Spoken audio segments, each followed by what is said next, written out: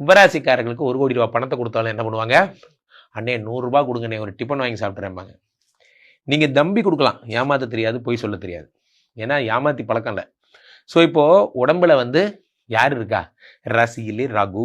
இந்த ராகு இப்போ தான் வேலை செய்ய ஆரம்பிச்சிருக்கார். மீனராசிக்கு வேலை செய்ய ஆரம்பிச்சிருக்கார். அடுத்து கும்பராசிக்கு வேலை செய்வார் ராசியில். ஏன்னா குரு பார்வை எத்தனை நாள் இருந்தது? குரு பார்வை மிஸ் ஆயிடுச்சு. இப்போ என்ன ஆகு? ராகு ஜூனுக்குள்ளே என்ன பண்ணுவார்? டைவர்ஸை கொடுப்பார். இதுதான் பெரிய பிரச்சனை.